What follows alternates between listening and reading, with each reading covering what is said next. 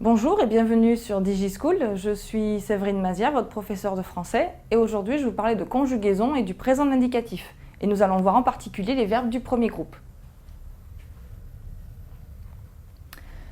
Les terminaisons des verbes du premier groupe au présent de l'indicatif sont e, es, e, ons, ez et ent. Quelques exemples, le verbe aimer, j'aime e, tu aimes es, il aime e, nous aimons ons, vous aimez ez et ils aiment ent.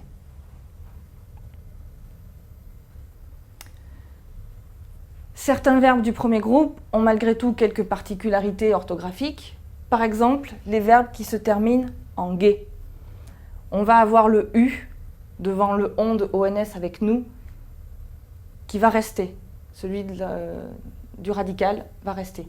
Exemple, naviguer, nous naviguons. On garde le U même si on n'en a pas besoin normalement devant un O. Les verbes en G, GER, vont avoir besoin d'un E devant le ONS. Par exemple, ranger, nous rangeons. On a besoin d'un E pour faire le son je.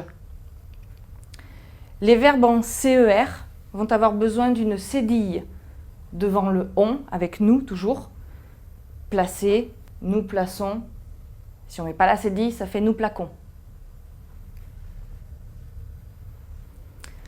D'autres particularités, par exemple le verbe céder ou le verbe lever, on va avoir un accent sur la première et la deuxième personne du pluriel, donc avec nous et vous, on n'en aura pas besoin. Je cède, on va avoir on n'aura pas le même accent sur l'infinitif, céder, et nous cédons, là on a les mêmes.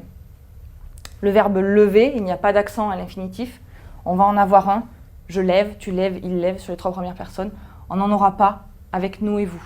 Nous levons, vous levez. Autre cas particulier, les verbes qui finissent en elé et en et. Ce sont des verbes qui vont prendre deux L ou deux T. Mais on a là encore toute une liste de verbes qui sont irréguliers et qui ne prendront pas ces deux L ni ces deux T, qui vont prendre un accent. Par exemple, acheter, haleter, déceler, modeler, peler, geler, ciseler, qui sont les principaux verbes qui vont échapper à cette règle. Eux, ils prennent un accent.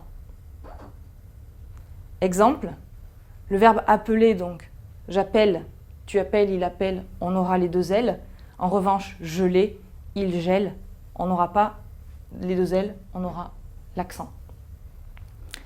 En ET, le verbe jeter, tu jettes, on a les deux T.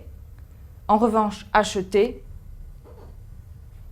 il achète, donc que ce soit au singulier ou au pluriel, on va avoir l'accent à la place des deux T.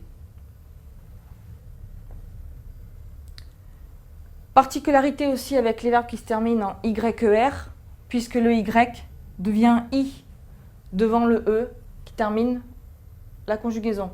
Sauf les verbes qui se terminent en AYER, qui eux vont accepter les deux possibilités, soit le I, soit le Y. Quelques exemples, essuyer, donc on a bien le YER, j'essuie avec le I, j'essuie, tu essuies, il essuie, ou au pluriel, ils essuient. En revanche, on dira nous essuyons, vous essuyez avec un Y. Nettoyer, le Y devient un I, je nettoie, il nettoie. Pour le verbe balayer ou le verbe payer, on a les deux possibilités, je balaye, je paye, ou bien je balaye, je paie. Les deux sont possibles. En conclusion, les terminaisons du présent de l'indicatif, je vous les rappelle, E, ES, E, ONS, EZ, ENT.